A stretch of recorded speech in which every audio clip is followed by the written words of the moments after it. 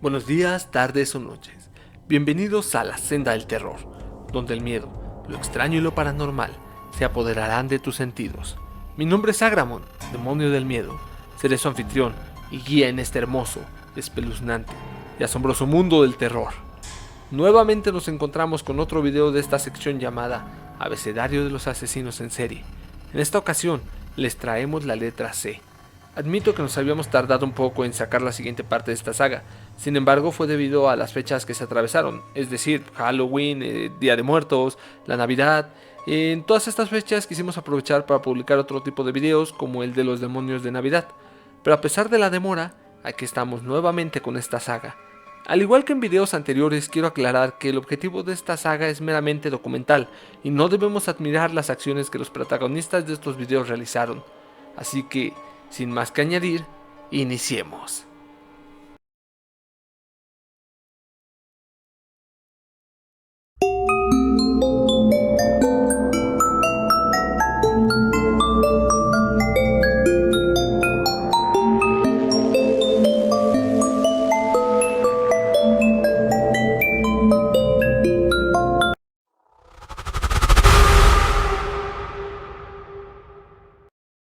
Nació en el año de 1863, en un pequeño pueblo llamado Neuruppin, muy cerca de Berlín, Alemania. Sus primeros años de vida son desconocidos en su mayoría. Lo único que se sabe de ello es que se caracterizaba por ser una persona sádica, por lo cual sus encuentros sexuales solían encaminarse hacia este tipo de fetiches relacionados con el dolor y el sadismo. A lo largo de su carrera delictiva, se le detuvo en 25 ocasiones, lo cual nos demuestra el pésimo sistema de justicia que se tenía en aquella época en un país como Alemania, que ya se caracterizaba por sobresalir en los ámbitos políticos y legales. Aunque cabe resaltar que la guerra ayudó mucho a que esto sucediera. De esas 25 detenciones, 3 condenas fueron por abusar de niños, sentencias por las cuales estuvo en prisión durante 15 años. Llegó a tener trabajos esporádicos, entre ellos ser carnicero, pero lo que más le gustaba era mendigar, para después poder gastarse ese dinero en prostitutas. Grossman fue parte de la Primera Guerra Mundial y sirvió a las Fuerzas Armadas alemanas, razón por la cual cuando regresó con una medalla de guerra, su expediente quedó totalmente limpio, ¿sí? Es decir, como si nunca hubiera cometido ninguno de sus crímenes pasados. Posteriormente, Grossman se dedicó a matar gente para después vender la carne en el mercado negro, en una terminal de ferrocarril cerca de Silesia, y se deshacía de los huesos de las víctimas cerca del río que estaba por donde él vivía. Cuando comenzó la guerra y la posterior depresión de la República de Weimar, el hambre se volvió algo muy habitual en toda Alemania. Conseguir comida y dinero era realmente difícil, razón por la cual el hecho de que Grossman les facilitara la carne a sus clientes le dejaba bastante dinero, y aún así, él prefería mendigar. En 1921, una disputa dentro de la casa de Grossman provocó que lo arrestaran. Al parecer, la policía fue alertada por los vecinos tras escuchar gritos, ruidos de pelea violenta y después un profundo silencio. Tras llegar y detenerlo, la policía registró su apartamento y encontraron a una mujer que acababa de ser asesinada en la cama. Grossman fue acusado de asesinato y tras las declaraciones de sus vecinos, quienes decían verlo pasar muy seguido con diferentes mujeres, jóvenes en su mayoría, a las que nunca veían salir de nuevo, fue enjuiciado. El problema principal por el cual no se conocían los actos de Grossman es que él declaraba que las mujeres que entraban a su casa eran solo amas de llaves, y peor aún, cuando desaparecían Grossman las denunciaba por robo, por lo que decía a la policía que durante la noche estas mujeres le robaban y se iban. Así no solo se olvidaban de dar con el paradero de las mujeres que se perdían, sino que además Grossman quedaba como la víctima. En muchas ocasiones incluso los policías se burlaban de él, debido a que lo veían como una persona tonta que se dejaba robar una y otra vez de la misma manera por las amas de llaves. Sí, estoy de acuerdo, a mí también me parece absurdo que no se dieran cuenta de la incongruencia, pero creo que también es parte de la época el hecho de que esto sirviera. El número de víctimas es desconocido, y no se tiene certeza de si todas fueron mujeres, pues solo se encontró el cuerpo de su última víctima. Pero tras su detención, se confesó autor de al menos 50 mujeres muertas, habiendo abusado sexualmente de ellas tras asesinarlas, y se declaró como un fan del canibalismo, pues no solo aseguraba que devoraba parte de sus víctimas, sino que se descubrió la venta de carne humana que realizaba, y se confirmó que él solía comer carne humana, pues cuando lo atraparon estaba cocinando dicha carne en su estufa. Grossman decidió su propia muerte. Tuvo un intento fallido de suicidio con arsénico cuando estuvo por ser arrestado, pero después, en el año de 1922 se ahorcó en su propia celda, esperando la pena de muerte. De esta manera, Grossman no recibió su merecido, pero al menos se acabó el terror que estaba sembrando en Alemania.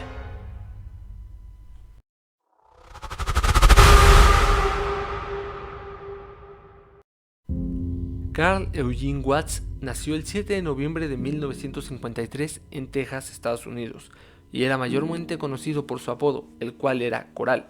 Sinceramente no descubrí cuál fue la razón por la que se le apodaba así. Si ustedes lo saben, se los agradecería mucho que lo pongan en los comentarios para que así podamos contribuir un poco a la información que faltó en este caso. Los padres de Karl tenían profesiones muy clásicas de la época. Su madre era maestra de un jardín infantil y su padre un soldado de primera clase. Su madre se dedicó a cuidar de Watts después de que su matrimonio fracasara y se separara cuando Karl tenía menos de 2 años de edad, razón por la cual se mudaron a Michigan, donde su madre volvió a casarse, esta vez con un mecánico en 1962, con quien tuvo 2 hijas más. Desde muy pequeño se podía notar para dónde se encaminaba la vida de Karl, ya que con solo 12 años de edad, confesó que fantaseaba con torturar y asesinar chicas y mujeres jóvenes. Una vez comenzaba su adolescencia, este sujeto se dedicó a acosar mujeres, y se piensa que su primera víctima la consiguió antes de cumplir los 15 años de edad. Debido a que se contagió con meningitis, Karl se retrasó un año con sus estudios, por lo que al regresar sus compañeros no eran los mismos que cuando él se fue. Debido a esto, comenzó a sufrir acoso por ser el chico nuevo, y se cree que fue esta la causa de que sufriera un grave retraso en su aprendizaje, siendo así que leía como a nivel de un niño cuando ya tenía 16 años de edad. El 29 de junio, todo comenzó. Watts fue arrestado por agredir sexualmente a Joan Grave, de 26 años de edad. Cuando lo juzgaron, fue sentenciado a ingresar en la clínica Lafayette, un hospital psiquiátrico ubicado en Detroit. En esta clínica se le diagnosticó con un retraso mental muy leve y se le dio de alta en menos de 4 meses. Watts logró terminar la secundaria en 1973, aunque con muy bajo rendimiento. Sin embargo, logró conseguir una beca de fútbol para la Universidad de Lane, en Jackson, universidad de la cual fue expulsado con solo 3 meses de haber ingresado, y esto, como pueden adivinar, fue por acoso y agresión a mujeres. Durante el tiempo que estuvo en la universidad, una chica fue brutalmente asesinada, y aunque Karl era el principal sospechoso, nunca se logró demostrar nada. Tras su expulsión de la universidad, Karl Watts regresó a vivir a Texas, pero esta vez en Houston. A pesar de la creencia de que tuvo víctimas desde antes de los 15 años, solo se sabe con certeza que su primera víctima conocida fue cuando Karl tenía solo 20 años de edad, en 1974. Secuestraba a las víctimas directamente de sus casas, las torturaba y las asesinaba. El 30 de octubre de 1974, Karl Watts torturó y asesinó brutalmente a Gloria Steele, de 20 años de edad. Watts era afroamericano, pero tenía una especial fijación por las mujeres blancas y jóvenes, por lo que se enfocaba en mujeres de 14 a 44 años de edad, utilizando métodos como estrangulación, puñaladas y hasta por ahogamiento. Asesinó a docenas de mujeres entre 1974 y 1982, y a pesar de ello, la incompetencia de las autoridades no logró darse cuenta del autor de estos crímenes hasta después de 8 largos años.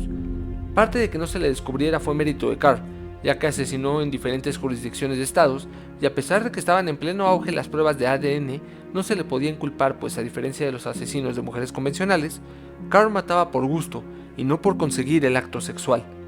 El 23 de mayo de 1982, Karl irrumpió en la casa de 2 mujeres en Houston para intentar asesinarlas, pero fracasó y fue arrestado. Mientras vivió en Michigan, fue sospechoso del asesinato de al menos 10 mujeres, pero nunca hubo evidencia para condenarlo. Solamente se le pudo inculpar por una agresión a una mujer que sobrevivió y le dieron 1 año de prisión en esa ocasión. En esta ocasión no quisieron permitir que Watts se fuera impune, por lo que el fiscal ofreció a Watts un acuerdo. Si él daba detalle y confesión de todos sus crímenes, le darían inmunidad por los cargos de asesinato y enfrentaría solamente el cargo de robo con intento de asesinato.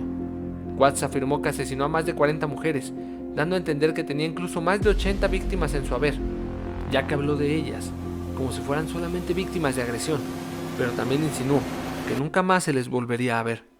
Karl Watts murió de cáncer de próstata el 21 de septiembre del 2007, en un hospital de Jackson, Michigan, y fue el claro ejemplo de lo pobre que era la justicia para las víctimas en esa época, decadencia que se vive hoy en día.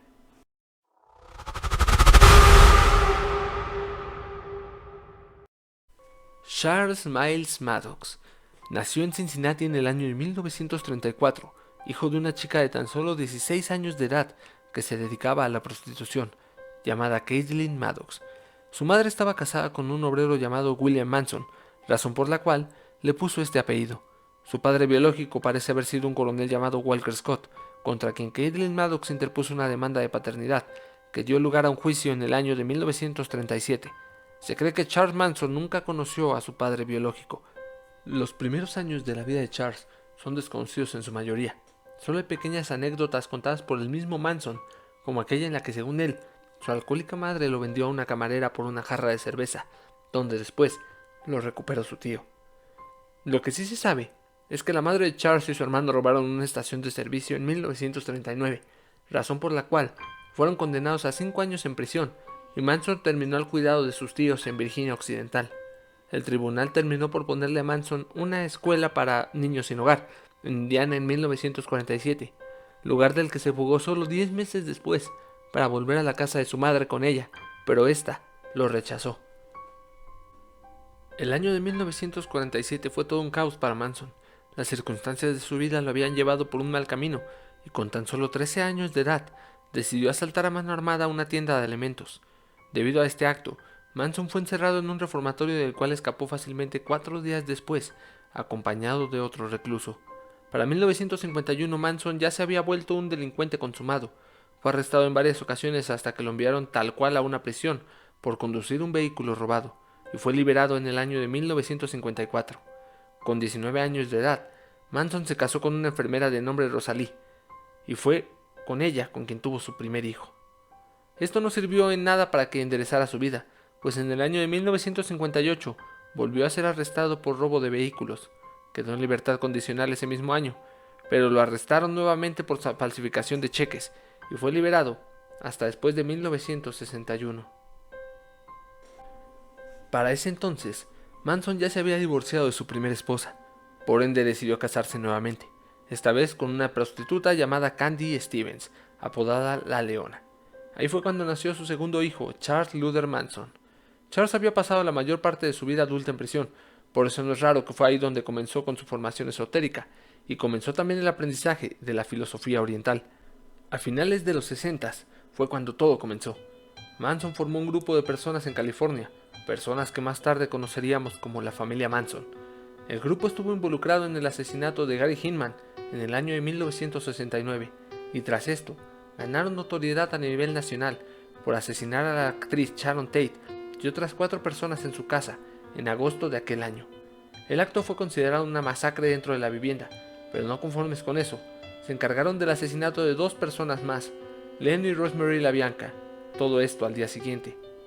Si bien Tex Watson fue el ejecutor de los asesinatos junto con otros 3 miembros de la familia Manson, estos actuaron bajo las órdenes específicas de Charles, por lo cual se le consideró el autor intelectual y por ende principal asesino de estas personas. El culto era un grupo bastante peligroso, pues incluso intentaron asesinar al presidente de los Estados Unidos, Gerald Ford, en la ciudad de Sacramento.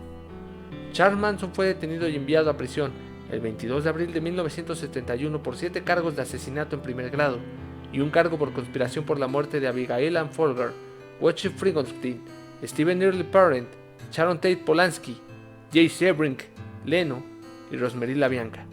Se les sentenció a muerte, pero en 1972 la pena de muerte fue declarada anticonstitucional, por lo que su sentencia cambió a cadena perpetua, con posibilidad de libertad condicional. El 25 de septiembre, ya en prisión, James Armstrong intentó quemar vivo a Charles Manson, vertiéndole un bote de disolvente para pintura y prendiéndole fuego, pero con todo y las heridas de segundo y tercer grado en el 20% de su cuerpo, este logró sobrevivir y recuperarse de dichas heridas. Charles se volvió toda una celebridad, al grado de que incluso daba entrevistas a cadenas de televisión en las que incluso declaraba que no tenía nada de qué arrepentirse. Afortunadamente, la parte de la sentencia de Manson que decía que tenía posibilidad de libertad condicional nunca le fue autorizada. Se le negó por última vez en el año 2012 y le dijeron que debían de pasar 15 años más antes de poder volver a solicitar dicha libertad. Sin embargo, solo 5 años después, justo empezando el año 2017, Manson fue llevado al hospital por un sangrado anal, razón por la cual comenzó a notar los daños físicos que tenía en su salud. El 15 de noviembre del 2017, Manson fue ingresado al hospital y 4 días más tarde murió de cáncer de colon y un paro cardiorrespiratorio, solo una semana después de haber cumplido los 83 años de edad. Sin embargo, este no sería el final de Charles Manson, pues la cultura popular lo ha enaltecido de diferentes maneras, creándole canciones e incluso exaltándolo como un héroe pensador, ya que incluso un integrante de la banda de System of a Down llegó a mencionar que admiraba a Charles Manson, aunque lo hacía por su manera de razonar, pensar y cómo veía a la humanidad, no por sus crímenes. Al menos fue lo que él mencionó. Si bien es cierto que Manson jamás asesinó directamente a nadie, nos demuestra lo perversa que puede llegar a ser una persona, acabando con la vida de muchas otras, usando la manipulación y su inteligencia para mal, arruinando vidas, sin siquiera tener que moverse del lugar en el que se encuentra.